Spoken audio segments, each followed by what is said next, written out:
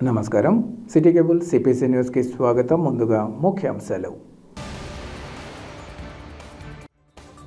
నగర అభివృద్ధిలో భాగంగా అన్నమయ్య సర్కిల్లో 12 అడుగుల కాంస్య విగ్రహం ఏర్పాటుతో పాటు పాత విగ్రహానికి ప్రాణ ప్రతిష్ఠ నిర్వహించుకోవడం సంతోషకరం. రాష్ట్ర ఉప ముఖ్యమంత్రి అంజద్ బాషా, నగర మేయర్ సురేష్ బాబుల స్పష్టీకరణ.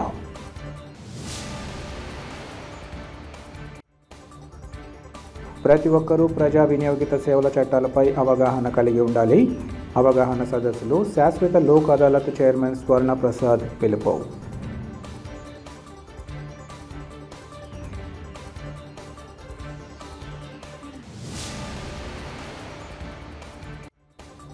మాజీ మంత్రి వైఎస్ వివేక హత్య కేసుకు సంబంధించి ఒక పథకం ప్రకారం తమ పట్ల దుష్ప్రచారాన్ని కొనసాగించడాన్ని తీవ్రంగా ఖండిస్తున్నాం. నగరానికి చెందిన ప్రముఖ వైద్య నిపుణులు డాక్టర్ దేవిరెడ్డి చైతన్యరెడ్డి వెల్లడి. కడప నగర అభివృద్ధిలో భాగంగా అన్నమయ్య సర్కిల్లో తొలగించిన విగ్రహ స్థానంలో 12 అడుగుల కాంస్య విగ్రహంతో పాటు పాత విగ్రహానికి ప్రాణ ప్రతిష్ఠ నిర్వహించుకోవడం సంతోషకరమని ఉప ముఖ్యమంత్రి అంజద్ బాషా 25వ డివిజన్ కార్పొరేటర్ సూర్యనారాయణరావులు తెలిపారు. నగరంలోని మద్రాస్ రోడ్లో స్థానిక కార్పొరేటర్ సూర్యనారాయణరావు ఆధ్వర్యంలో నూతనంగా ఏర్పాటు చేసిన తాళ్లపాక అన్నమాచార్య 12 అడుగుల కాంస్య విగ్రహాన్ని ఆయన నగర మేయర్ సురేష్ బాబుతో కలిసి ఆవిష్కరించారు. అలాగే పూర్వపు విగ్రహ స్థానంలో నగరపాలక సంస్థ అధికారులు ఏర్పాటు చేసిన విగ్రహాన్ని ఉప ముఖ్యమంత్రి నగర మేయర్ సురేష్ బాబుతో కలిసి ప్రత్యేక పూజలు, హోమాలు నిర్వహించి ప్రాణ ప్రతిష్ఠను నిర్వహించారు. ఆయా విగ్రహాలకు అతిథులు పూలమాలలు వేసి ఘనంగా నివాళులర్పించారు. ఈ సందర్భంగా ఉప ముఖ్యమంత్రి అంజద్ బాషా మాట్లాడుతూ, కలియుగ ప్రత్యక్ష దైవం శ్రీ వెంకటేశ్వర స్వామికి వేల సంకీర్తనలు రచించిన అన్నమాచార్యుని విగ్రహం కడపలో పునః ప్రతిష్ఠ చేయడం సంతోషకరమన్నారు. కడప నగరాభివృద్ధిలో భాగంగా గతంలో ఇక్కడున్న అన్నమయ్య విగ్రహాన్ని కూడా స్థానిక పెద్దల వినతి మేరకు ప్రాణ ప్రతిష్ఠ నిర్వహించడం మరింత సంతోషాన్ని కలిగించిందన్నారు. నగరాభివృద్ధిలో భాగంగా ₹1 వ్యయంతో అన్నమయ్య సర్కిల్ను తీర్చిదిద్దడం జరిగిందన్నారు. కడప నగర రూపురేఖలు మారిన విషయాన్ని ప్రజలు ఆలోచించాలని ఈ సందర్భంగా కోరారు. నగరాభివృద్ధికి ముఖ్యమంత్రి వైఎస్ జగన్మోహన్ రెడ్డి వేలాది కోట్ల రూపాయల నిధులు మంజూరు చేస్తున్నట్లు ఈ సందర్భంగా చెప్పారు. ఈ అభివృద్ధి పనులు మరింత ముందుకు కొనసాగాలంటే ప్రజల చేయూత అవసరమని గుర్తించి జిల్లా ముద్దుబిడ్డ జగనన్నను మరోసారి ముఖ్యమంత్రి చేసుకోవాల్సిన అవసరం ఉందని ఆయన తెలిపారు. ఈ కార్యక్రమంలో పలువురు కార్పొరేటర్లు, స్థానిక ప్రముఖులు, వైసీపీ నేతలు పాల్గొన్నారు. వెంకటేశ్వర స్వామి గారి కీర్తనలు రాసిన మహాభక్తుడు మరి అన్నమయ్య గారి 12 అడుగుల కాంస్య విగ్రహాన్ని మరి ఈరోజు అన్నమయ్య సర్కిల్లో ప్రతిష్ఠించడము, మరి ఈ కార్యక్రమంలో ప్రతి ఒక్కరు కూడా పెద్దలందరూ కూడా పాల్పంచుకోవడము నిజంగా చాలా సంతోషకరమైన విషయం అని చెప్పి కూడా ఈ సందర్భంగా తెలియజేసుకుంటున్నాను. మరి ఈరోజు కడప నగరాభివృద్ధిలో భాగంగా మరి ఏదైతే ఈ అన్నమయ్య సర్కిల్లో గతంలో ఏదైతే పాత అన్నమయ్య విగ్రహాన్ని కూడా మరి ఈరోజు పెద్దల యొక్క కోరిక మేరకు మరి ఈరోజు దాన్ని కూడా ప్రాణ ప్రతిష్ఠ ఈరోజు భూమి పూజ కార్యక్రమం కూడా ఈరోజు ఏర్పాటు చేయడము, మరి ఆ భూమి పూజ కార్యక్రమంలో కూడా పాల్గొన్న ప్రతి ఒక్కరికి కూడా పెద్దలకందరికి కూడా మరి నగర మేయర్ పెద్దలు కె సురేష్ బాబు గారికి, మరి స్థానిక గౌరవ కార్పొరేటర్లకు, అన్ని రాజకీయ పార్టీల నాయకులకు కూడా నేను మనస్ఫూర్తిగా ధన్యవాదాలు తెలియజేసుకుంటున్నాను. మరి ఈరోజు కడప నగరాభివృద్ధిలో భాగంగా అన్ని సర్కిల్స్ కూడా, అన్ని కూడళ్ళని కూడా ఈరోజు అభివృద్ధి చేసే కార్యక్రమంలో భాగంగానే మరి ఈ కూడలిని కూడా అతి సుందరంగా తీర్చిదిద్దాలని ఆలోచనతో భాగంగా మరి ఈరోజు ₹1 మరి ఈ సర్కిల్ని బ్రహ్మాండంగా ఈరోజు తీర్చిదిద్దడం జరిగింది. మరి ఈరోజు అన్నమయ్య ఏదైతే కొత్త విగ్రహం 12 అడుగుల కాంస్య విగ్రహాన్ని మరి ఈరోజు ప్రారంభోత్సవం కూడా చేసుకోవడం జరిగింది. మరి ఈ సందర్భంగా ఒకటే కడప ప్రజలందరూ కూడా ఆలోచన చేయండి. మరి ఈరోజు ఈ ప్రభుత్వం వచ్చిన తర్వాత మరి కడప నగరాన్ని ఒక సుందర నగరంగా తీర్చిదిద్దాలి అనే ఒక దృఢ సంకల్పంతో మరి ఈరోజు మన ప్రియతమ ముఖ్యమంత్రి శ్రీ వైఎస్ జగన్మోహన్ రెడ్డి గారు మరి ఈరోజు వేలాది కోట్ల రూపాయలు మరి మనకు కడప నగరానికి నిధులు ఇవ్వడము, మరి ఈరోజు రోడ్ వైడనింగ్ కార్యక్రమాలు అయితేమి, మరి కూడళ్ళు డెవలప్మెంట్ అయితేమి, మరి మీడియన్స్ డెవలప్మెంట్ అయితేమి, మరి ఇవన్నీ కూడా ఈరోజు దశల వారీగా ఈరోజు మనం చేసుకుంటూ ఈరోజు ముందుకు వెళ్ళడం జరుగుతుంది. ప్రతి ఒక్కరు కూడా ఆలోచన చేయాల్సిన అవసరం ఉంది. మరి ఈరోజు ఈ ప్రభుత్వం, మరి మన ప్రియతమ ముఖ్యమంత్రి గారు మరి రాబో రోజుల్లో కూడా ఈ నగరాన్ని ఒక మంచి సుందర నగరంగా తీర్చిదిద్దాలి, ఒక క్లీన్ కడపగా తీర్చిదిద్దాలి అనే ఆలోచనతోనే ఈరోజు కడప నగర అభివృద్ధి కోసం ఈరోజు అడుగులు ముందుకు వేయడం జరిగింది. మరి ఈ అడుగులు ఇంకా ముందుకు కొనసాగాలి అంటే ఖచ్చితంగా ప్రజలందరూ కూడా మరొక్కసారి మరి ఈ ప్రభుత్వానికి ఆశీర్వదించాల్సిన అవసరం ఉంది. మరి ఈరోజు మన ముఖ్యమంత్రి గారు శ్రీ వైఎస్ జగన్మోహన్ రెడ్డి గారు మరొక్కసారి ఈ రాష్ట్రానికి ముఖ్యమంత్రి కావాల్సిన అవసరం కూడా ఎంతైనా ఉందని చెప్పి కూడా ఈ సందర్భంగా తెలియజేసుకుంటూ, మరి ఈరోజు ఈ ప్రారంభోత్సవ కార్యక్రమంలో మరి అదేవిధంగా పాత అన్నమయ్య మరి విగ్రహ యొక్క ప్రాణ ప్రతిష్ఠ కార్యక్రమంలో మరి పాల్గొన్న ప్రతి ఒక్కరికి కూడా పేరు పేరున నా హృదయపూర్వక ధన్యవాదాలు తెలియజేసుకుంటున్నాను. నమస్కారం. ఈరోజు కడప నగర అభివృద్ధిలో భాగంగా అన్నమాచార్య విగ్రహ సర్కిల్ను అభివృద్ధి దిశలో ముందుకు తీసుకుపోవడం జరిగింది. తాళ్లపాక అన్నమాచార్యులు గారు 1403లో తాళ్లపాక ఆంధ్రప్రదేశ్ గ్రామంలో జన్మించినటువంటి వ్యక్తి. అతను విద్యాభ్యాసం నుండి తన యొక్క కీర్తనలతో, తనకున్నటువంటి చాకచక్యంతో అన్ని దేవాలయాలకు సంబంధించినటువంటి భక్తుల గేయాలను పాడుకుంటూ అనేక ప్రాంతాల్లో పర్యటించి ఈ యొక్క తంబూర్ అనే ఆయుధంగా తీసుకొని తన యొక్క గాత్రాన్నే గానంగా మార్చుకొని రచనలతో అనేక విషయాల్లో ముందుండిపోతున్నటువంటి వ్యక్తి అన్నమాచార్యులు గారు. అతను 1508లో 94 ఏళ్ల జీవితమును కొనసాగించి మరణించడం జరిగింది.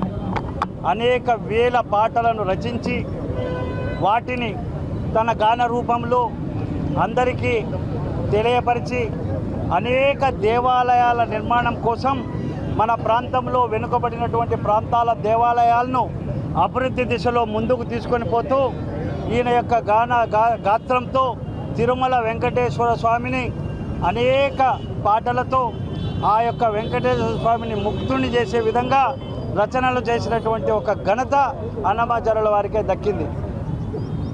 కడప అన్నమయ్య సర్కిల్లో అన్నమయ్య గారి అత్యంత ఎత్తైన 12 అడుగుల విగ్రహము ఆవిష్కరణ సందర్భంగా అంజద్ బాషా గారు మరియు మేయర్ సురేష్ బాబు గారు ఈ విగ్రహావిష్కరణకు సహకరించిన మిగతా కమిషనరు అందరికి కూడా కృతజ్ఞతలు తెలుపుకుంటూ, ఇంతకు ముందు గతంలో ఇదే అన్నమయ్య విగ్రహము ప్రాణప్రతిష్ఠ చేసి అక్కడ అన్నమయ్య విగ్రహం స్థాపించినాము అని చెప్పేసి ఇక్కడ ఉన్న భక్తులు అందరూ కూడా అంజద్ బాషా గారిని, సురేష్ గారిని అడగంగా, కానీ కమిషనర్ మిగతా వాళ్ళు కూడా ఇంత పెద్ద విగ్రహం ఉంది ఎందుకు అని అంటే, అది కాదు ప్రాణప్రతిష్ఠ చేసిన విగ్రహమే మాకు ఉండాలి అనే ఉద్దేశంతో అదే విగ్రహానికి కూడా భూమి పూజ చేయడము చాలా సంతోషకరము. అందరికి కూడా కృతజ్ఞతలు తెలుపుతున్నాను. మాజీ మంత్రి వైఎస్ వివేక హత్య కేసుకు సంబంధించి ఒక పథకం ప్రకారమే తమ పట్ల దుష్ప్రచారాన్ని కొనసాగించడాన్ని తీవ్రంగా ఖండిస్తున్నామని నగరానికి చెందిన ప్రముఖ వైద్య నిపుణులు డాక్టర్ దేవిరెడ్డి చైతన్యరెడ్డి తెలిపారు. కడప నగరంలోని శంకర్ ఆసుపత్రిలో ఏర్పాటు చేసిన విలేకరుల సమావేశంలో ఆయన మాట్లాడారు. కడప కేంద్ర కారాగారంలో ఏర్పాటు చేసిన మెడికల్ క్యాంపు 2-3 నెలల క్రితం నిర్ణయించగా ఆ క్యాంపుకు తనతో పాటు అనేక మంది వైద్యులు వెళ్ళడం జరిగిందన్నారు. ఈ క్యాంపు ప్రారంభమైనప్పటి నుంచి సూపరింటెండెంట్, డిప్యూటీ సూపరింటెండెంట్, 10 మంది జైలర్లు, ఇతర వైద్యుల సమక్షంలో అనారోగ్య సమస్యలపై తగిన వైద్య సేవలు అందించడం జరిగిందన్నారు. ఆ మెడికల్ క్యాంపును ఆధారంగా చేసుకుని కథను అల్లి తమపై అర్థం లేని ఆరోపణలు చేయడం దారుణమన్నారు. ఆ ప్రాంతంలో ఎవరినైనా బెదిరిస్తే రెడ్ హ్యాండెడ్గా దొరికిపోతారన్న కనీస ఆలోచన లేకుండా కథనం వండి వార్చారన్నారు. తనను బెదిరించారని చెబుతున్న దస్తగిరి బెదిరించిన పక్షంలో జైలు అధికారులు జడ్జికి ఫిర్యాదు చేయవచ్చన్నారు. 3 నెలల తర్వాత సీసీ కెమెరాలోని అంశాలన్నీ చెరిగిపోయిన సమయంలో ప్రణాళికబద్ధంగా ఫిర్యాదు చేయడం దారుణమన్నారు. నర్రెడ్డి సునీత డైరెక్షన్లో అప్రూవర్ దస్తగిరి యాక్షన్ చేస్తున్నారని చెప్పారు. తన తండ్రి శివశంకర్ రెడ్డి బెయిల్ పిటిషన్ వేయగానే ఏదో ఒక కట్టుకథ తెరపైకి రావడం సర్వసాధారణంగా మారిందన్నారు. చేయని తప్పుకు తన తండ్రి 2.5 సంవత్సరాలుగా జైల్లో ఉన్నా తాము ఏనాడు మీడియా ముందుకు వచ్చి మాట్లాడలేదన్నారు. నర్రెడ్డి సునీత దస్తగిరిలో ప్రణాళికబద్ధంగా వ్యవహరిస్తూ ఆరోపణలు చేయడం ఏమాత్రం సరికాదని ఆయన వివరించారు. అయినప్పటికీ న్యాయస్థానాలపై తమకు నమ్మకం ఉందని, వాస్తవాలు వెలుగులోకి వస్తాయని ఆయన వివరించారు. మెడికల్ క్యాంప్ ఎంటర్ అయినప్పటి నుంచి సూపరింటెండెంట్ గారు, డిప్యూటీ సూపరింటెండెంట్ గారు, 10 మంది జైలర్స్, నాతో పాటు డాక్టర్స్ అందరం లోపలికి పోయినాము. హాస్పిటల్లో కూర్చున్నాము. పేషెంట్లు వచ్చారు. ఎవరికైతే లివర్ సమస్యలు ఉన్నాయో, లేదంటే హెపటైటిస్ బి సమస్యలు ఉన్నాయో, గ్యాస్ట్రిక్ సమస్యలు వాళ్ళని చూసినాము. ఆ తర్వాత అందరం బయటకు వచ్చినాము. ఆ మెడికల్ క్యాంప్ పోయిన దాన్ని పట్టుకొని దాని చుట్టూ ఒక పెద్ద స్టోరీ అల్లి అర్థం లేని ఆరోపణలు చేస్తున్నారు. ఒకటే అంటే బుద్ధున్నోడు ఎవడైనా మొత్తం మన జైలు మొత్తం సీసీ కెమెరాలు ఉంటాయి, ఎవరికైనా తెలుస్తుంది. చుట్టూ 10 మంది పోలీస్ ఆఫీసర్లు ఉంటారు. అంత సెక్యూరిటీ మధ్యలో సీసీ కెమెరాల మధ్యలో ఎవరికైనా కొద్దిగా IQ 10% ఉన్నోడైనా పోయి వాడిని బెదిరిస్తే అది రెడ్ హ్యాండెడ్గా నీకు దొరికిపోయినట్టు కదా. వాడు ఇమీడియట్గా కంప్లైంట్ చేస్తే ఆ CCTV ఫుటేజ్ చూసుకుంటారు. లిటరలీ దే కెన్ అరెస్ట్ మీ. కేసులో ఇంకేం చేయాల్సిన పని కూడా లేదు. వాళ్ళు నేను పోయిన డేట్ కూడా కరెక్ట్ కనీసం గుర్తులేదు వాళ్ళకి. పేపర్లో ఏదేదో రాసినారు, డేట్ కూడా తప్పు రాసినారు. ఆ పోయిన డేట్ అప్పటి నుంచి వాడు నిజంగానే బెదిరించింటే ఆ వ్యక్తి ఏం చేయాలి? దస్తగిరి అనే వ్యక్తి ఆ జైల్లో అధికారులకు కంప్లైంట్ చేయాలి. సరే, జైలు అధికారి మీద నమ్మకం లేదనుకున్నాము. డిస్ట్రిక్ట్ లీగల్ సర్వీస్ అథారిటీస్ 2 వారాలకు 3 వారాలకు ఖచ్చితంగా వాళ్ళ దగ్గర పోతుంటారు, వాళ్ళకి కంప్లైంట్ చేయాలి. చేయలే. అన్నిటికంటే మోస్ట్ సేఫెస్ట్ ఈజియెస్ట్ ఆయనకి జైల్లో నుంచి 5 నుంచి 10 సార్లు బయటికి వేయండాడు వాయిదాలకి జడ్జిల దగ్గరికి పోయినప్పుడు నిజంగానే బెదిరించింటే, అయ్యా ఇట్లా నన్ను బెదిరించినారు అని ఒక్క మాట నింటే సాక్ష్యాలతో నేను పట్టుబడేవాడిని కదా. అవన్నీ ఏం చెప్పలే. 3 నెలలు ఆగి 3 నెలల తర్వాత వచ్చి మీడియా ముందు మాట్లాడుతున్నాడు. మీడియా ముందు మాట్లాడితే ఏం ఉపయోగం ఉంటుంది దానికి? నిజంగానే బెదిరించుండి దాన్ని you want to take action on that, has to complaint, jail authorities complaint చేయాలి, లేదంటే జడ్జిలు కంప్లైంట్ చేయాలి. ఎంత క్రిమినల్ మైండెడ్ ఫెలో అంటే ఇతను 3 నెలలు ఆగి ఆ సీసీ కెమెరాల ఫుటేజ్ ఉండవు అని తెలుసుకొని ఆ సీసీ కెమెరాల ఫుటేజ్ అయిపోయిన తర్వాత వచ్చి కంప్లైంట్ చేయడం మొదలుపెట్టినాడు. ఇంత క్రిమినల్ మైండెడ్ ఫెలోని నాకు తెలిసి ఎవరు చూసిండరు.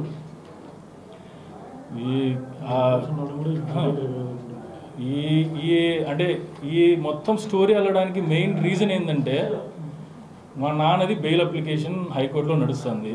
ఆ బెయిల్ అప్లికేషన్ రిజెక్ట్ చేయాలంటే కారణాలు లేవు, ఒక కొత్త కారణం సృష్టించాలా. ఈ మెడికల్ క్యాంప్ పోయిన దాన్ని పట్టుకొని దాని చుట్టూ పెద్ద స్టోరీ అల్లి దాన్ని లింక్ చేస్తా, దానికి ఈయన స్టోరీ అల్లడము, నర్రెడ్డి సునీత దానికి సపోర్టింగ్గా అఫిడవిట్ వేయడము హైకోర్టులో. మళ్ళీ నిన్న ప్రెస్ మీట్లో మళ్ళీ అదే ప్రస్తావన, అప్రూవల్ని బెదిరిస్తున్నారని. దీన్ని బట్టి క్లియర్గా అర్థమవుతుంది ఎవరు డైరెక్షన్లో ఎవరు నడుస్తున్నారు, ఇంత క్రిమినల్ మైండెడ్ ఫెలోకి ఎవరు సపోర్ట్ చేస్తున్నారు అనేది. ఆ బెయిల్ అప్లికేషన్ అబ్జెక్ట్ చేయాల. ఆ తర్వాత ఏం జరిగిందంటే అప్రూవల్గా మారడం అదొకటి మన ఇండియన్ జ్యుడిషియరీ చరిత్రలోనే ఫస్ట్ టైం ఇది. ఒక వ్యక్తి ఎప్పుడు అప్రూవల్గా మారుతాడు? అతనికి మనం చేసిన తప్పుకి పశ్చాత్తాపడి మారుతాడు. దీని సిచ్యువేషన్ ఏంటంటే, ముందే ఆయన యాంటిసిపేటరీ బెయిల్కి అప్లై చేస్తాడు. యాంటిసిపేటరీ అప్రూవల్ బెయిల్కి అప్లై చేసిన వెంటనే వీళ్ళు సిబిఐ వాళ్ళు అబ్జెక్షన్ చెప్పరు బెయిల్కి. అలాగే సునీత కూడా అబ్జెక్షన్ చెప్పడు. ఆయనకు బెయిల్ వస్తుంది. బెయిల్ వచ్చిన వెంటనే ఆయన అప్రూవల్గా మార్చేస్తాడు. అంటే డైరెక్ట్గా వాళ్ళ ఒప్పందం అనమాట. నిన్ను యాంటిసిపేటరీ బెయిల్ ఇస్తాము, నీకేం కాదు, నువ్వు బయటే ఉంటావు, నువ్వు అప్రూవల్గా మారేసి వీళ్ళందరి మీద చెప్పేసేయని. ఇంత ఘోరంగా సునీత అండ్ దస్తగిరి కొల్లడవుతున్నారంటే అసలు ఎంత దారుణం అనుకోవాలి అసలు.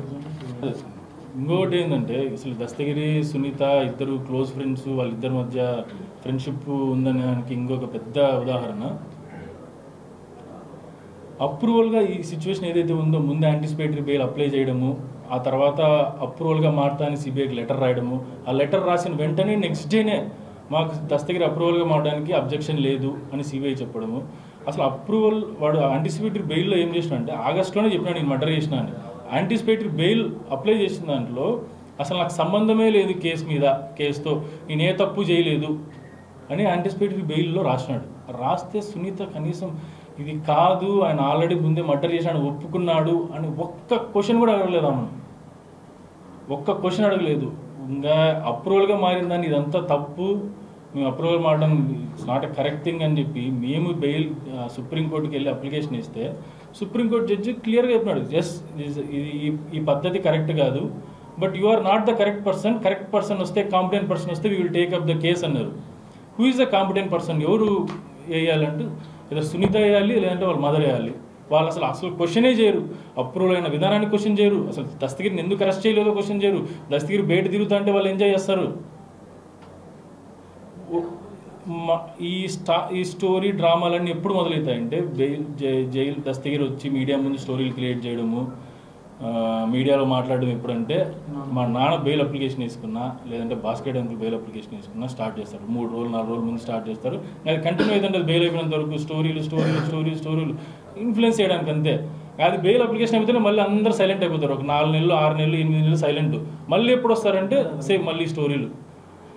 అసలు ఈ బుద్ధున్నోడు ఎవడైనా జైల్లో ఉన్న బ్యారెక్లీకి పోయి ఎవరినైనా ఖైదీని కలవడం అనేది ఎక్కడైనా పాసిబుల్? అసలు అది నాజీ ఆ జైలు శాఖ ఎవరు మినిస్టర్ వాళ్ళ కూడా కాదనుకుంటా. ఇంతమంది సెక్యూరిటీ మధ్యలో సీసీటీవీ మీడియాలో నేను పోయి దస్తగిరిని బెదిరించినా అంటే వాడు ఏం కంప్లైంట్ చేయలేదు, పోలీసులు కంప్లైంట్ చేయలేదు, జడ్జిలు పోతాడు 10 సార్లు జడ్జిని కలిసినాడు, వాడు ఎందుకు కంప్లైంట్ చేయలేదు జడ్జిలకి? 3 నెలల తర్వాత నిదానంగా బయటకు వచ్చి మీ బెయిల్ అప్లికేషన్ ఇస్తే దస్తగిరి బెయిల్ లేట్ అవుతుందని వాళ్ళు భార్యతో మాట్లాడిస్తాడు. ఆ తర్వాత దస్తగిరి వచ్చి మాట్లాడతాడు. మాట్లాడడం ఏంటంటే నెక్స్ట్ హైకోర్టులో ఈమె అఫిడవిట్ వస్తుంది, ఇట్లా అప్రూవల్ బెదిరిస్తున్నాడు, శంకరెడ్డి కొడుకు బెదిరిస్తున్నాడు. చిల్లర డ్రామాలు వేస్తున్నారంటే అంత డ్రామాలు వేస్తున్నారు. అసలు ఇంత క్రిమినల్లీ మైండెడ్ ఫెలో నా ఒక్క దాంట్లో అంటే నేను షాక్ అయినా, నాతో పాటు వచ్చిన డాక్టర్లు షాక్ అయినారు, జైలు అధికారులు షాక్ అయినారు. అందరు ఏంది సమీడు ఇట్లా మాట్లాడుతున్నారని. ఇంత చిన్న విషయంలోనే ఇంత వెలంటంగా వాడు అబద్ధాలు చెప్తాంటే అప్రూవల్ దాంట్లో ఎంత అబద్ధాలు చెప్పినాడో మీ ఊళ్ళకే వదిలేస్తున్నా. అయిపోయిందండి CBI investigation compare 7 months back. ఇన్వెస్టిగేషన్లో కంక్లూడెడ్. అసలు ఏమి ఫైనల్ ఛార్జ్ షీట్ అనేసి అందరూ చూసింటారు. ఇప్పుడు కొత్తగా ఏమి వచ్చి మీడియా ముందు మాట్లాడి ఇన్వెస్టిగేషన్ కంటిన్యూ చేయాల్సింది దీని మీద కదా. డాక్యుమెంట్స్ ఎందుకు సబ్మిట్ చేయలేదు, ఏం డాక్యుమెంట్స్ తీసుకున్నారు దాని మీద ఇన్వెస్టిగేషన్ చేయమని అడగదు. రాజశేఖర రెడ్డి నరెడ్డి శివప్రకాష్ రెడ్డి ఎందుకు ఫోన్ చేసినాడు దాని మీద అడగదు. దస్తగిరిని ఎందుకు లోపల పెట్టలేదు దాని మీద అడగదు. మన అప్రూవల్ తీసుకోవడం ఎంత ఘోరం దాని మీద అడగదు. దస్తగిరి స్టేట్మెంట్ ఇచ్చినాక 4 నెలల వరకు ఎందుకు అరెస్ట్ చేయిందో అది అడగదు. వాళ్ళ నాన్న మీద నిజంగానే ప్రేమ ఉంటే 2 సంవత్సరాలుగా ఆయనని పక్కన పెట్టి ఫోన్ మాట్లాడరు. ఆయన చనిపోవడానికి 2 సంవత్సరాల ముందు వరకు ఆయనకు రూపాయి చిల్లిగా డబ్బులు లేకుండా జీతాలు కూడా వాళ్ళ ఫ్యామిలీ అక్కడి నుంచి పే చేయడము, ఆయన చిన్న డబ్బుల కోసం కూడా అప్పులు చేసిన పరిస్థితి ఉందండి పులిందల్లో. ఎవరికైనా తెలుసు. విచారణ చేయమని నేనే లెటర్ రాసిన, ఆమె రాయడం ఏంది? నేనే లెటర్ రాసిన వాళ్ళకి. అసలు ఏంది సార్ ఇది ఇంత అలిగేషన్ చేస్తున్నారు? అసలు లేఖ రావడానికి ముందు ఆమె ఏమన్నా జైలు అధికారులను సంప్రదించిందా, నిజంగానే జరిగిందా లేదా అని? ఒక అప్రూవల్ నమ్ముతారా, లేదంటే జైలు అధికారులను నమ్ముతారా, లేదంటే ఒక డాక్టర్లు నమ్ముతారా? నాతో పాటు వచ్చిన డాక్టర్లకు అడగాల. ఎవరు అడగకుండా దస్తగిరి ఏం చెప్తే దాని మీద సిబిఐకి లెటర్ రాయడము, ఏం రాయడము. ఆయన బెయిల్ తిరుగుతాడినా వాళ్ళ నాన్న నరికినాను, చంపినాను, తన్నాను అన్నా కూడా ఆమెకి ఏ ఇబ్బంది లేదు. ఆమె బెయిల్ తిరుగుతుంటే ఆమె బెయిల్ క్యాన్సిలేషన్కి లేదు, క్యాన్సిలేషన్కి అప్రూవల్ క్యాన్సిలేషన్ మేమేస్తే మా మీదే రివర్స్ కౌంటర్లు వేస్తుంది. దీన్ని బట్టి అర్థమవుతుంది అంటే కేసుకి ఎంత 1-sidedగా. దస్తగిరిని అరెస్ట్ చేయనప్పుడు షీ వోంట్ టాక్, ఏం మాట్లాడదు. దస్తగిరి అప్రూవల్గా మాట్లాడినప్పుడు కేసు తప్పుదావ పడుతుంది, ఇట్లా చేయడం అప్రూవల్ పద్ధతి తప్పు అనేది మాట్లాడదు. నాన్న బెయిల్ అప్లికేషన్ వేస్తానే రచ్చ చేస్తుంది, మీడియా ముందు మాట్లాడుతుంది, తప్పు జరుగుతుంది, ఏందో మాట్లాడుతుంది. కానీ నిన్న ఒకటి చాలా ఘోరంగా మాట్లాడిన విషయం ఏంటంటే, నిన్న మీడియా ముందు ఇన్వెస్టిగేషన్ అయిపోయి 7 నెలలు 8 నెలలు అయింది. ఇప్పుడు వచ్చి ఇన్వెస్టిగేషన్ ఇంకా కంటిన్యూ చేయాలంట. అది ఇన్వెస్టిగేషన్ కంటిన్యూ చేయాలా లేదా అని డిసైడ్ అవ్వాల్సింది సిబిఐ వాళ్ళు కదా. ఈమె కూడా is one of the suspect. ఆమె వచ్చి ప్రతిసారి సిబిఐ వాళ్ళని కలిసడము, ప్రతిసారి సిబిఐని ఇన్ఫ్లుయెన్స్ చేయడం. ఒక డైరెక్షన్లో పోతుంటే ఏమందు, ఆ డైరెక్షన్ చేంజ్ అయ్యి వేరే వాళ్ళు దగ్గర పోతుంటే she will go influence, media ద్వారా ఇన్ఫ్లుయెన్స్, పర్సనల్గా పోయి ఇన్ఫ్లుయెన్స్. ఈ కేసు ఇట్లా కాదు, ఇట్లా అని ఫస్ట్ నుంచి కేసు తప్పుదావ పట్టించడం తప్ప వేరే ఆలోచనే లేదండి ఆమెకు. ఆడపిల్లలు ఎందులోనూ తక్కువ కాదని గుర్తిస్తూ తగిన విధంగా ప్రోత్సహిస్తే వారు దేశం గర్వించే స్థాయికి చేరుతారని తల్లిదండ్రులు తెలుసుకోవాలని IIIT NSS యూనిట్ 9 అధికారి Bojja Anil Kumar, IIIT director doctor Kumaraswamy గుప్తాలు తెలిపారు. బేటీ బచావో బేటీ పడావో కార్యక్రమంలో భాగంగా ఆడపిల్లల ప్రాధాన్యతను వారు వివరించారు. చాలామంది తల్లిదండ్రుల ఆడపిల్లల పెంపకం విషయంలో నిర్లక్ష్యం ప్రదర్శిస్తుంటారని, ఆడపిల్లలను బరువుగా భావించరాదని అన్నారు. దేశ చరిత్రలో ఎంతోమంది మహిళా మనులు దేశ విదేశాలలో భారతదేశ ఘనతను చాటి చెప్పిన సంఘటనలు ఎన్నో ఉన్నాయన్నారు. ఈ విషయాన్ని విస్మరించడం తగదని ఈ సందర్భంగా చెప్పారు. తల్లిదండ్రులు తొలుత ఆడపిల్లలను విద్యావంతులుగా తీర్చిదిద్దారన్నారు. విద్య ద్వారా వారు కుటుంబ వ్యవస్థతో పాటు అన్ని రంగాలలో రాణించేందుకు అవకాశాలు మెండుగా ఉన్నాయని వారు వివరించారు. ఈ కార్యక్రమంలో సర్పంచ్ నరసింహులు, ఉపాధ్యాయులు భోగేశ్వరయ్య, భాస్కర్ రెడ్డి, శివారెడ్డి, దాదాపీర్, సుగుణ తదితరులు పాల్గొన్నారు. కడప నగర శివార్లలోని విద్యుత్ నగర్ ప్రాంతంలో అన్ని మౌలిక వసతులు కల్పించి ఆ ప్రాంతాన్ని అన్ని విధాల అభివృద్ధి చర్యలు చేపట్టడం జరిగిందని రాష్ట్ర ఉప ముఖ్యమంత్రి అంజద్ బాషా, నగర మేయర్ సురేష్ బాబులు తెలిపారు. విద్యుత్ నగర్లో 35 లక్షలతో పూర్తి చేసుకున్న కల్వర్టును ఉప ముఖ్యమంత్రి నగర మేయర్తో కలిసి ప్రారంభించారు. అనంతరం వారు మాట్లాడుతూ ప్రస్తుతం నిర్మించిన కల్వర్టర్ విద్యుత్ నగర్తో పాటు నెహ్రూ నగర్, కొండాయిపల్లె ప్రజలకు ఉపయోగకరంగా ఉంటుందన్నారు. రాష్ట్ర ముఖ్యమంత్రి వైఎస్ జగన్మోహన్ రెడ్డి అన్ని ప్రాంతాలు సమానంగా అభివృద్ధి చెందాలన్న ఉద్దేశంతో కోట్లాది రూపాయల నిధులు విడుదల చేయడం జరిగిందన్నారు. గత టీడీపీ పాలకులు కడప నగర అభివృద్ధి పట్ల తీవ్ర వివక్ష ప్రదర్శించగా జగన్మోహన్ రెడ్డి అధికారంలోకి వచ్చాక ఈ ప్రాంత అభివృద్ధికి అన్ని చర్యలు చేపట్టారన్నారు. అందులో భాగంగా విద్యుత్ నగర్లో ప్రతి రోడ్డు పూర్తి చేసి అభివృద్ధి చేయడం జరిగిందన్నారు. ఈ ప్రాంత ప్రజలకు వివిధ సంక్షేమ పథకాల ద్వారా 36,50,00,000 అందజేయగా నాన్ డీబీటీ 2 కోట్ల వ్యయంతో అభివృద్ధి పనులు చేయడం జరిగిందన్నారు. రాబోయే ఎన్నికల్లో ప్రతి ఒక్కరూ జగనన్నను ఆదర్శించి ఈ ప్రాంతాన్ని మరింత అభివృద్ధి చేసుకోవాలని ఆయన సూచించారు. ఈ కార్యక్రమంలో స్థానిక వైసీపీ నేతలు, ప్రముఖులు, ఇంకా విద్యుత్ నగర్ ప్రజలు పాల్గొన్నారు. విద్యుత్ నగర్ ప్రజలకు అందరికీ నమస్కారము. ఈరోజు విద్యుత్ నగర్లో కలవట్టు 35 లక్షలతో భూమి పూజ చేశాము 2 months బ్యాక్. ఈరోజు ప్రారంభం వచ్చేసిన మన డిప్యూటీ సీఎం గారికి, మేయర్ గారికి, నగరాధ్యక్షుడు సుబ్బాడన్న గారికి, కార్పొరేటర్లకు, ఈ ప్రజలకు అందరికీ శుభాభినందనలు.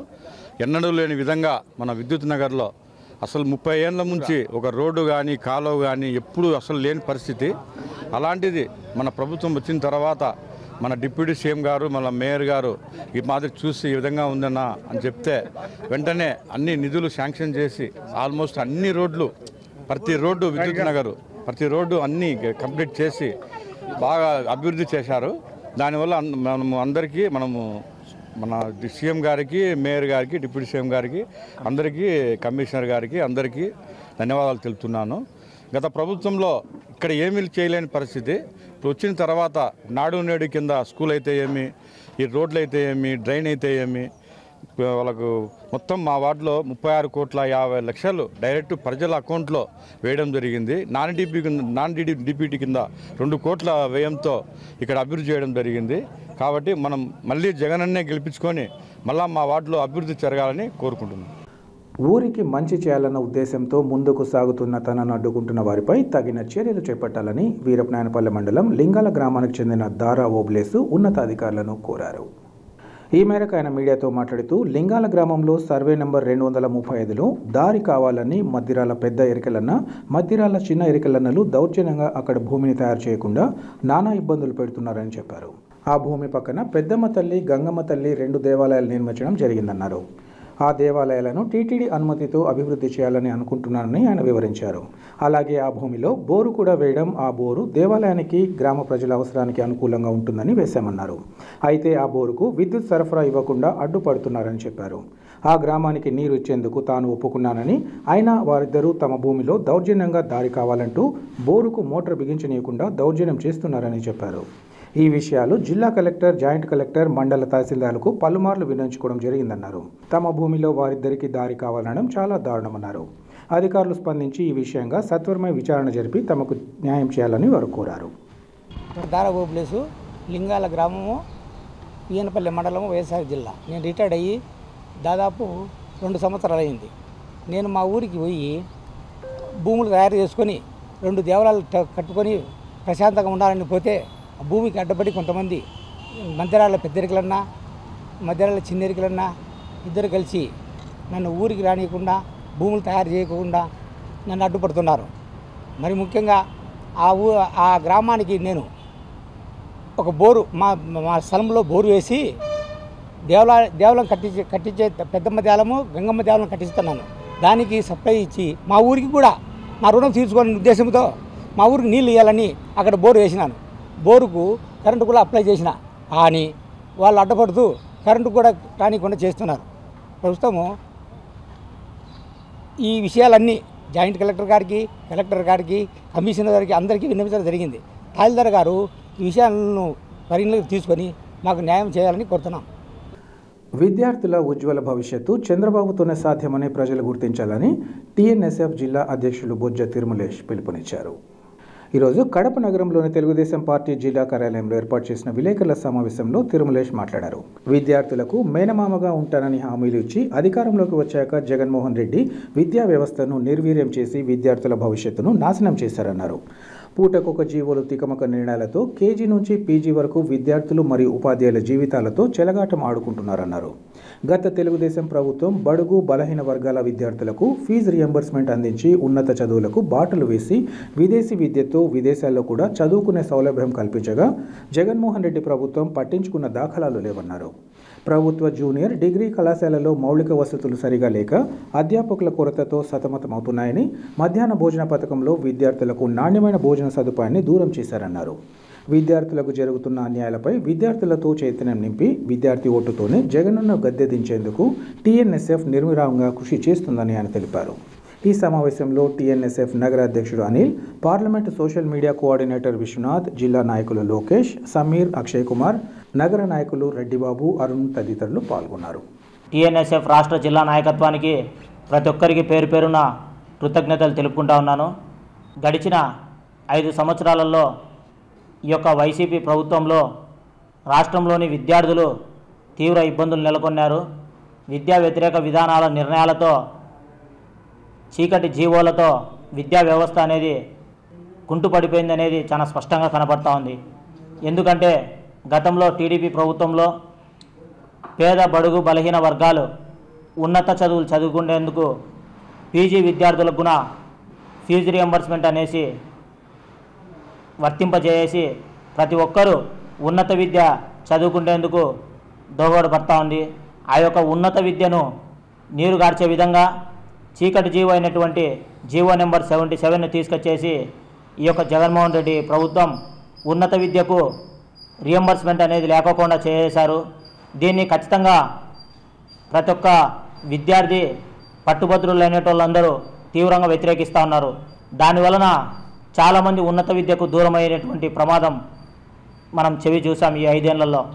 కాబట్టి ఈ యొక్క వైసీపీ ప్రభుత్వం విద్యా వ్యతిరేక నిర్ణయాలతో చాలామంది విద్యార్థులు విద్యకు దూరం అయ్యేసి డ్రాప్అవుట్స్ అనేది ఎక్కువగా ఏర్పడ్డాయి. కాలేజ్ మేనేజ్మెంట్లలో వేయాల్సినటువంటి డబ్బుని విద్యార్థులకు ఎటువంటి ఇబ్బందులు లేకుండా ఉచితంగా చదువులు చెప్పించేదానికి విద్యార్థుల తల్లుల ఖాతాల్లో వేసేసి కేవలం ఓటు బ్యాంకు రాజకీయాలుగానే ఈరోజు విద్యార్థుల్ని చూసినారు తప్పక విద్యార్థుల భవిష్యత్తుకి ఎటువంటి దోహదపడింది లేదు. ఈ యొక్క కష్టంగా ఉన్న విద్య అనేది పూర్తి చేసినప్పటికీ విద్యార్థులకు ఉపాధి లేక ఈరోజు చూసుకున్నట్లయితే పొరుగు రాష్ట్రాలు అనేటువంటి తెలంగాణ, కర్ణాటక అంటే హైదరాబాద్, బెంగళూరు ఇటువంటి చోట్ల అధిక మొత్తంలో సాఫ్ట్వేర్ దాంట్లో మిగతా ఏ రంగాలలో కూడా ఉద్యోగాలు చేసుకుంటా ఉన్నట్టు అక్కడ యువత ఎవరన్నా కనబడితే వాళ్ళని ఎవరిని అడిగినా కూడా మేము ఆంధ్ర రాష్ట్రం నుంచి వచ్చామని చెప్పి చెప్పుకుంటా ఉన్నారు. అట్లా చెప్పుకోవడం అనేది మాకు సిగ్గుగా భావిస్తూ ఉన్నాం.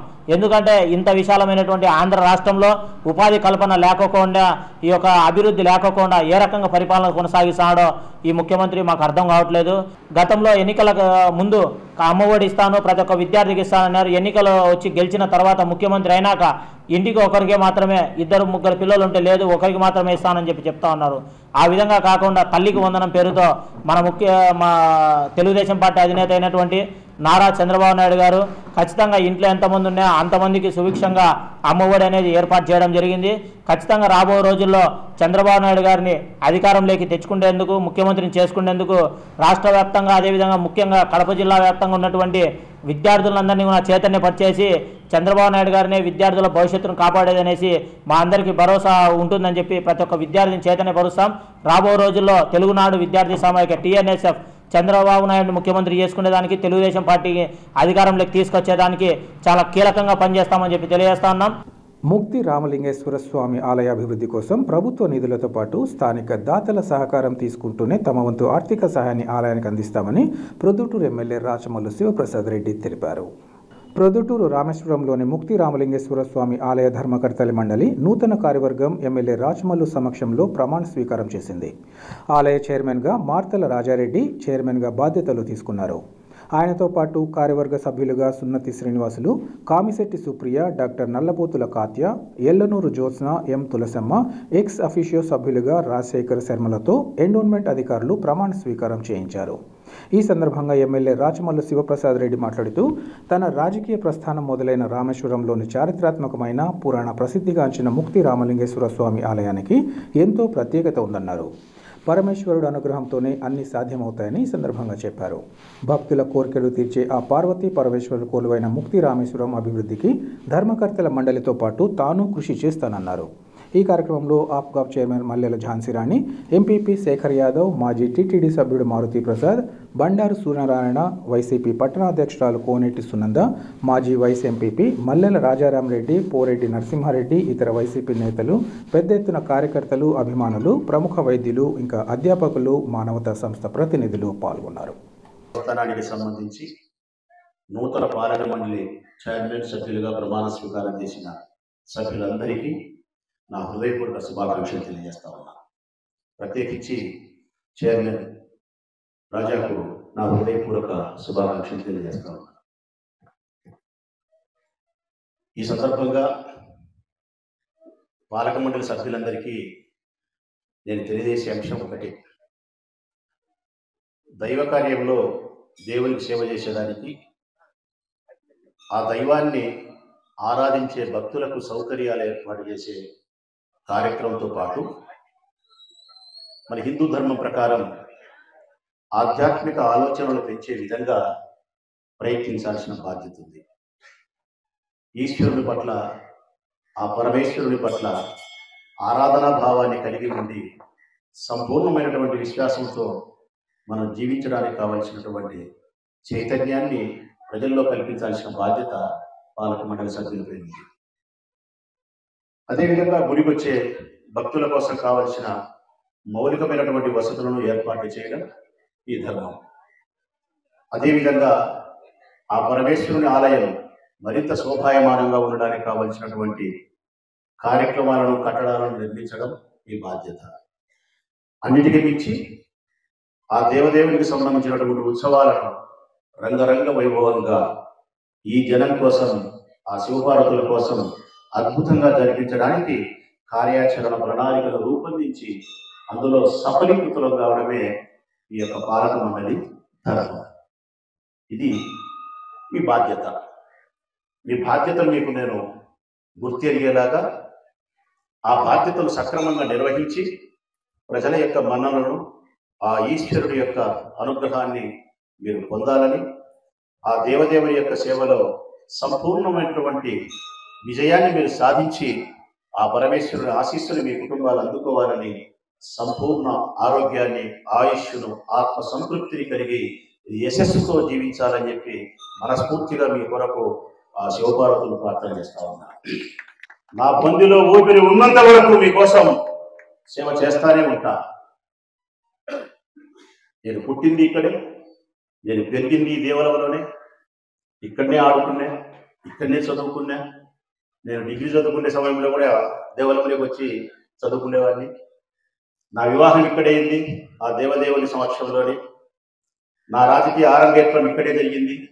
ఆ పరమేశ్వరుని పాదాల చెంత నుంచే కౌన్సిలర్గా ప్రారంభమైన నా జీవితం ఈరోజు రాష్ట్రంలోనే చెప్పుకోదగ్గ స్థాయి ఎమ్మెల్యేగా, మూడవసారి ఎమ్మెల్యేగా పోటీ చేసే స్థితికి నేను చేరుకోగలిగినానంటే అది ఈశ్వరేచ్ఛగాక నా శక్తి తల్లి కానే కాదు.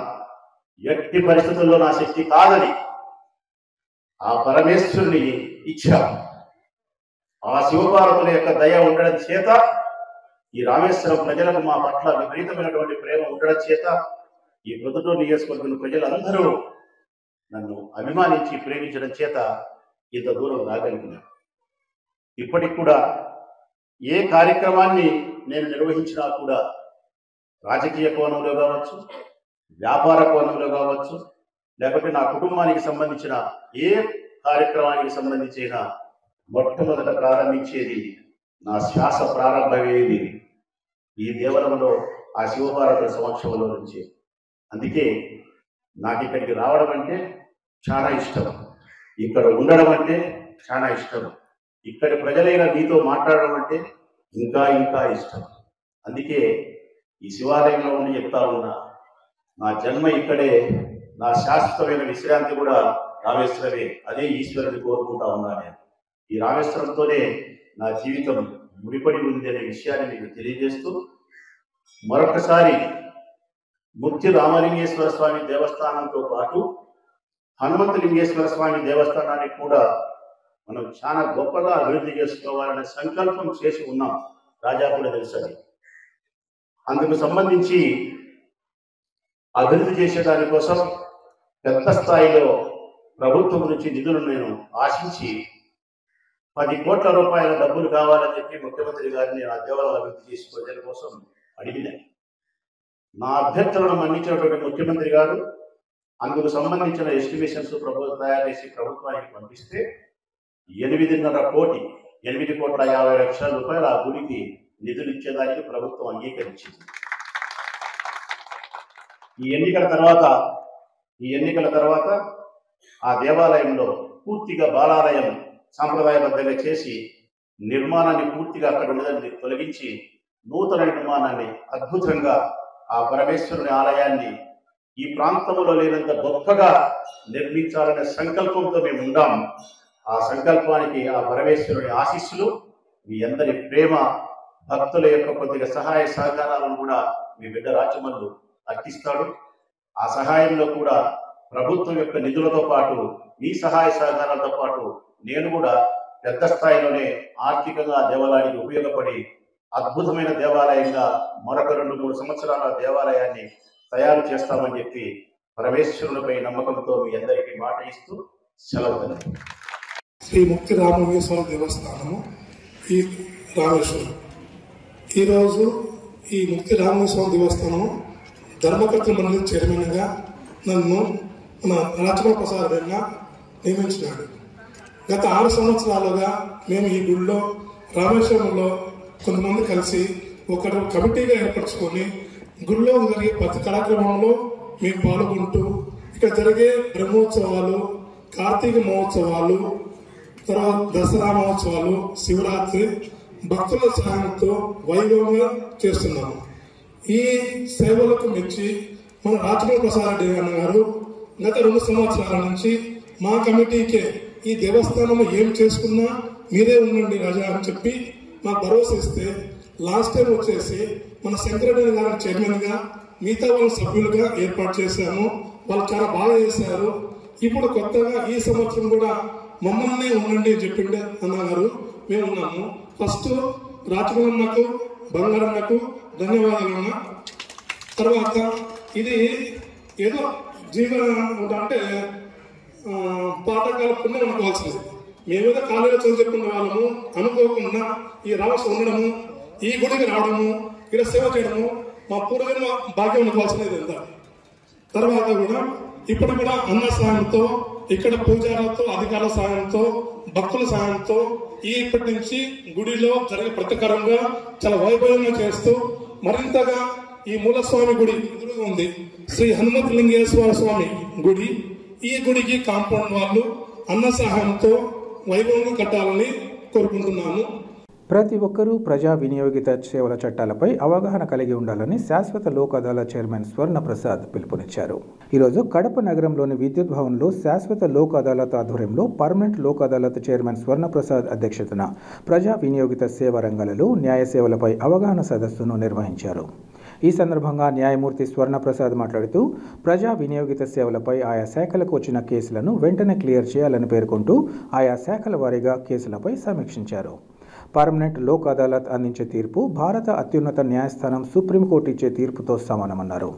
పర్మనెంట్ లోక్ అదాలత్ ద్వారా ఫిర్యాదుదారులు ఎలాంటి కోర్టు ఖర్చు లేకుండా సత్వర న్యాయ పరిష్కారం అందివ్వడం జరుగుతుందని ఆయన వివరించారు. పర్మనెంట్ లోక్ అదాలత్ అనే వ్యవస్థ ఎలాంటి కోర్టు ఖర్చులు లేకుండా సత్వర న్యాయ పరిష్కారం అందించే ఉద్దేశంతో ఏర్పాటు చేశామన్నారు. కడప జిల్లా కోర్టు ఆవరణలో ఉన్న ఈ వ్యవస్థ రాష్ట్ర హైకోర్టు ఆధ్వర్యంలో కేంద్ర ప్రభుత్వ ప్రత్యేక చట్టానికి లోబడి ఆంధ్రప్రదేశ్ రాష్ట్ర ప్రభుత్వంచే ఏర్పాటు చేయబడిందన్నారు. మరిన్ని వివరాలకు జిల్లా కోర్టు ఆవరణలోని పర్మనెంట్ లోక్ అదాలత్ కార్యాలయంలో కానీ సెల్ ఫోన్ నంబర్లు 8639684279, మరొక నంబర్ 9963731698 నంబర్లలో సంప్రదించవచ్చన్నారు. వార్తలు ముగించే ముందు ముఖ్యాంశాలు మరోసారి. నగర అభివృద్ధిలో భాగంగా అన్నమయ్య సర్కిల్లో 12 అడుగుల కాంస్య విగ్రహం ఏర్పాటుతో పాటు పాత విగ్రహానికి ప్రాణ ప్రతిష్ఠ నిర్వహించుకోవడం సంతోషకరం. రాష్ట్ర ఉప ముఖ్యమంత్రి అంజద్ బాషా, నగర మేయర్ సురేష్ బాబుల స్పష్టీకరణ.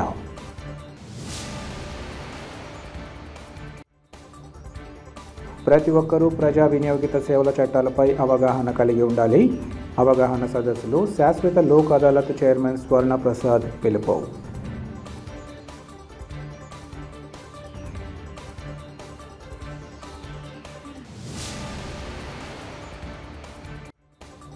మాజీ మంత్రి వైఎస్ వివేక హత్య కేసుకు సంబంధించి ఒక పథకం ప్రకారం తమ పట్ల దుష్ప్రచారాన్ని కొనసాగించడాన్ని తీవ్రంగా ఖండిస్తున్నాం. నగరానికి చెందిన ప్రముఖ వైద్య నిపుణులు డాక్టర్ దేవిరెడ్డి చైతన్యరెడ్డి వెల్లడి. సిటీ కేబుల్ సిపిసి న్యూస్ ఇంతటితో సమాప్తం. నమస్కారం.